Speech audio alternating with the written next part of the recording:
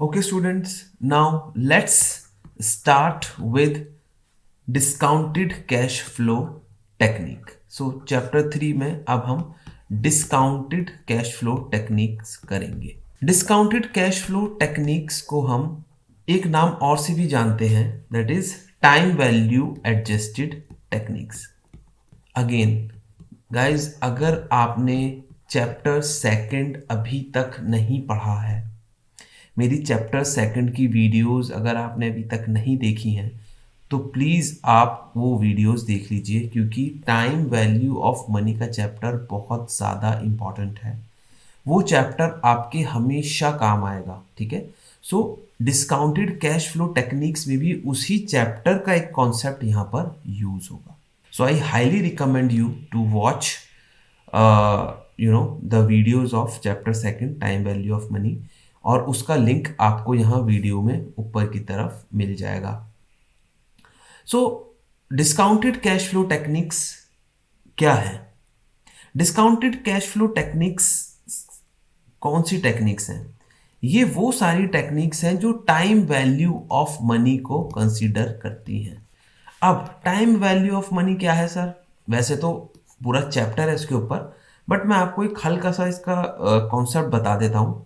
Detail में मैंने chapter second में इसको बता ही दिया है. देखो, टाइम वैल्यू ऑफ मनी क्या कहती है कि ₹1,00,000 की जो वैल्यू आज है उसकी वैल्यू ₹1,00,000 जो मुझे 1 साल बाद मिलने वाले हैं उसके बराबर नहीं है. ऐसा क्यों सर? देखो, अभी मेरे पास अगर 1,00,000 रुपए होंगे तो मैं उससे जो सामान खरीद सकता हूं वो 1 साल बाद उतना सामान मैं उस 1,00,000 रुपए से नहीं खरीद सकता. क्यों? क्योंकि परचेजिंग पावर एक तरीके से कम हो जाती है, पैसे की वैल्यू कम हो जाती है बिकॉज ऑफ इन्फ्लेशन. सामान की कीमत बढ़ रही है और पैसों की वैल्यू घट जाती है टाइम के साथ. सो डिस्काउंटेड कैश फ्लो टेक्निक्स में टाइम वैल्यू ऑफ मनी का यूज होता है. मतलब कि जो पैसे हमें डिफरेंट डिफरेंट ईयर्स में मिलने वाले हैं उनको हम क्या करते हैं कि आज के टाइम पर उसकी क्या वैल्यू है वो हम कैलकुलेट करते हैं. सो डिस्काउंटेड कैश फ्लो टेक्निक्स में हमारी 3 टाइप की टेक्निक्स हैं और तीनों टेक्निक्स किसका यूज करती हैं? टाइम वैल्यू ऑफ मनी का. सो फर्स्ट जो हमारा मेथड है या टेक्निक कह लो उसको, वो है हमारी नेट प्रेजेंट वैल्यू. सेकंड है हमारा इंटरनल रेट ऑफ रिटर्न, और थर्ड है हमारा प्रॉफिटेबिलिटी इंडेक्स. एंड गाइज, एक और इंपॉर्टेंट बात, ये time value of time value adjusted techniques या डिस्काउंटेड कैश फ्लो टेक्निक्स जो है हमारी, ये मॉडर्न टेक्निक्स कहलाई जाती हैं, क्योंकि ये एक बहुत अच्छा हमें क्राइटेरिया देती हैं जिससे हम कैश फ्लोज को जज कर सकते हैं बहुत अच्छे से. सो अब हम क्या करेंगे, एक एक मेथड को करेंगे. पहले हम नेट प्रेजेंट वैल्यू के मेथड को समझेंगे, उसके क्वेश्चंस करेंगे, फिर इंटरनल रेट ऑफ रिटर्न के करेंगे ऐसे ही, फिर ऐसे ही हम प्रॉफिटेबिलिटी इंडेक्स को करेंगे. तो एक एक करके हम सारे मेथड्स को करेंगे. Okay guys, so let's first understand the concept of net present value. Net present value को शॉर्ट फॉर्म में हम एनपीवी भी कहते हैं. सो नेट प्रेजेंट वैल्यू का कॉन्सेप्ट बहुत ही ज्यादा सिंपल कॉन्सेप्ट और बहुत ही अच्छा कॉन्सेप्ट है. So net present value concept क्या है? ये टाइम वैल्यू को कंसीडर करता है. ठीक है, it considers time value of money. Net present value निकालने का फॉर्मूला बहुत ही ज्यादा आसान है. That is present value of cash inflows minus present value of cash outflows. Guys, सबसे पहले मैं आपको इसका फॉर्मूला बताऊंगा, इसका कॉन्सेप्ट बताऊंगा, उसके बाद एक शॉर्टकट तरीका बताऊंगा जो बहुत ही आसानी से आपका आंसर आ जाएगा. बट आपको सबसे पहले कॉन्सेप्ट समझने की जरूरत है. तो पहले मैं आपको कॉन्सेप्ट समझाऊंगा, और प्लीज कॉन्सेप्ट से डरना मत, बहुत ही आसान तरीके से समझ में आ जाएगा. उसके बाद मैं आपको टाइम इसकी कैलकुलेशन बताऊंगा एक शॉर्टकट तरीके से, जो टेबल को देख के बहुत ही आराम से हो जाएगी. तो पहले हम कॉन्सेप्ट पर ध्यान देते हैं. ठीक है, ये कॉन्सेप्ट नेट प्रेजेंट वैल्यू का क्या है? नेट प्रेजेंट वैल्यू का सबसे पहले हम फॉर्मूला देखते हैं.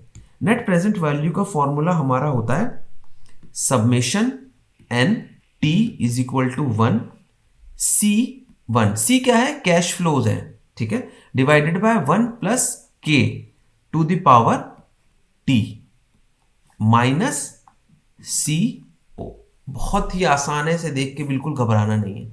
देखो सबसे पहले तो ये क्या लिखा है, present value of cash outflows. So ये क्या है, कैश आउटफ्लो, और कैश आउटफ्लो तो मैं आज की डेट में कर रहा हूं, तो इसकी प्रेजेंट वैल्यू तो निकालने की जरूरत ही नहीं है। जितना भी मैं एक्सपेंस करूंगा बस मैं वो यहां पर लिख दूंगा। आज की डेट में मेरा जितना भी खर्चा हुआ है वो कैश आउटफ्लो की जगह लिख दूंगा। ये तो क्लियर हो गया। अब हम बात करते हैं इस पार्ट की। ये पार्ट क्या कह रहा है, देखो ये पार्ट कह रहा है कि डिफरेंट डिफरेंट कैश फ्लोज जब हमें कैश इनफ्लोज जब हमारे होंगे, सी यहां पर क्या डिनोट कर रहा है, कैश इनफ्लोज। जितने भी हमारे कैश इनफ्लोज होंगे बस उसकी हमें प्रेजेंट वैल्यू निकालनी है बस।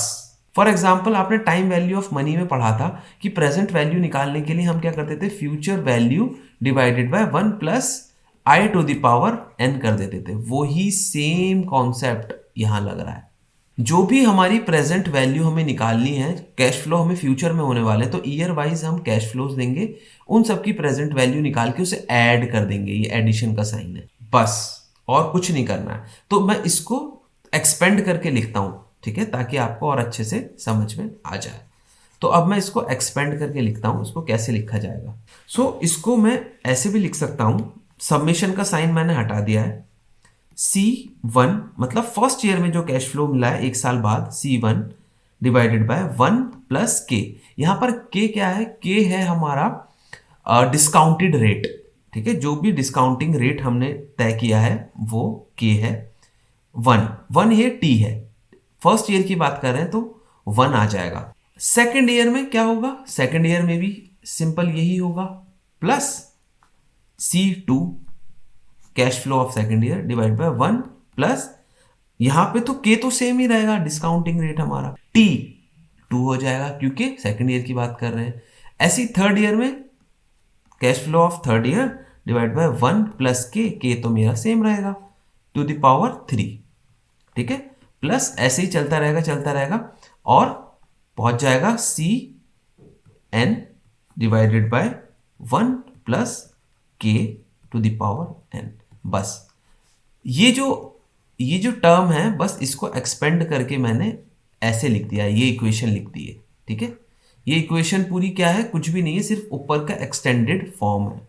इसमें से कैश आउटफ्लो में माइनस कर दूंगा तो मेरा एनपीवी आ जाएगा। बहुत ही सिंपल तरीके से ये हो जाएगा। सिर्फ ये कॉन्सेप्ट मैंने आपको समझाया, इसका एक शॉर्टकट तरीका भी है जो अब हम समझेंगे क्वेश्चन के साथ, ठीक है। हम क्वेश्चन करेंगे और इसका आसान तरीका समझेंगे कि क्वेश्चंस इसके कैसे होते हैं। ओके गाइस, तो आप ये क्वेश्चन देखिए जिसमें हमें नेट प्रेजेंट वैल्यू निकालनी है। Assume that project x cost 2500 now and is expected to generate year end cash inflows of rupees 900, 800, 700, 600, 500 in year 1 to 5।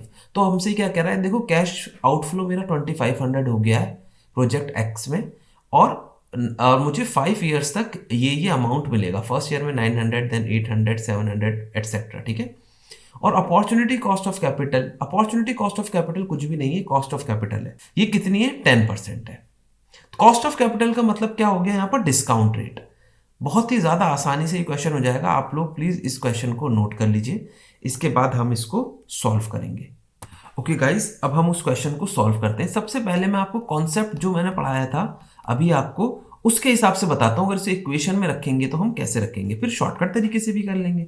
तो ये क्या था, C1 डिवाइड बाय 1 प्लस के टू द पावर 1, और C1 मेरा था 900 डिवाइडेड बाय 1 प्लस 10% मुझे opportunity cost of capital दिया हुआ था, तो मैं 10 नहीं लिखूंगा, यहां लिखूंगा 0.10 एब्सोल्यूट टर्म में लिख दिया मैंने, to the power 1 plus second year में मुझे 800 मिलने वाले थे, 800 divided by 1 plus 0.10 to the power 2 plus 700 divided by 1 plus 0.10 to the power 3 plus fourth year में मुझे मिलने वाले थे 600 divided by 1 plus 0.10 to the power 4, and fifth year में मुझे मिलने वाले थे 500 500 divided by 1 plus 0.10 to the power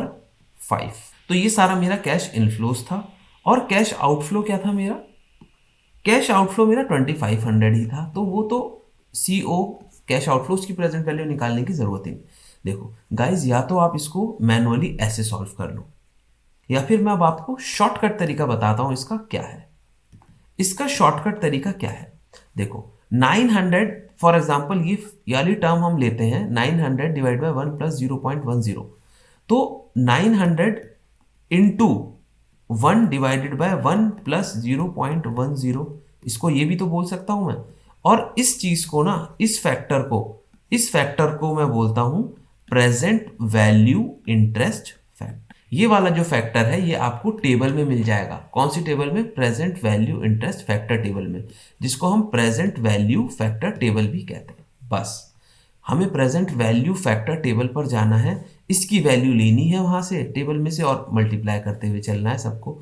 ऐसे ही इसकी भी वैल्यू मिल जाएगी मुझे 1, यहाँ 1 है कुछ नहीं है तो ठीक है। इसकी भी वैल्यू मिल जाएगी, इसकी 3 ईयर्स की भी, 4 ईयर्स की भी, फिर 5 ईयर्स की भी। ठीक है, तो अब मैं इसको इक्वेशन के हिसाब से लिख लेता हूं ताकि मुझे आसानी हो जाए। ठीक है, तो मैं क्या करूंगा 900 into present value interest factor की टेबल में मैं जाऊंगा और मुझे देखना है 1 ईयर का 10%। मैं ऐसे ही लिखता था।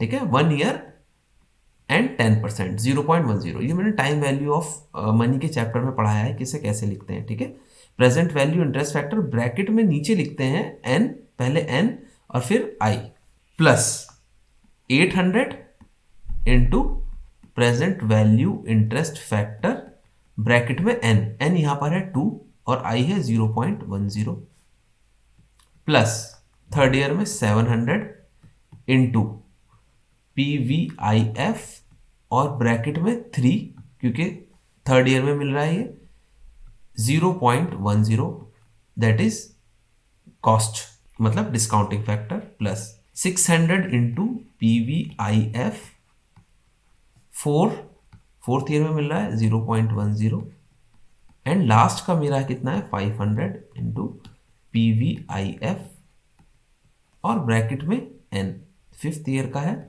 और 10% है। बस अब मुझे क्या करना है, PVIF टेबल में जाना है, पहले n की वैल्यू देखनी है और फिर i की, और जो भी उसके अगेंस्ट वैल्यू होगी बस वो इसकी जगह मुझे रख देनी है। ठीक है, मुझे 1 2 3 4 5, ठीक है, ये सारी वैल्यूज मुझे PVIF टेबल से मिल जाएंगी।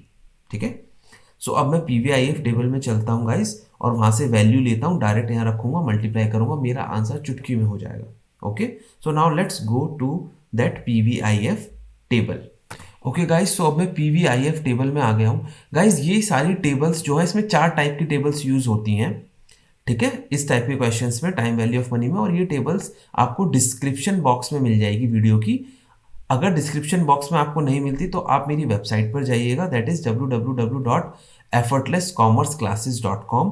वहां पर फाइनेंशियल मैनेजमेंट के फोल्डर में आपको ये वाली जो टेबल्स हैं ये आपको बहुत आराम से मिल जाएंगी। तो अब मैं ये यहाँ पर ये टेबल यूज करूंगा, present value interest factor table.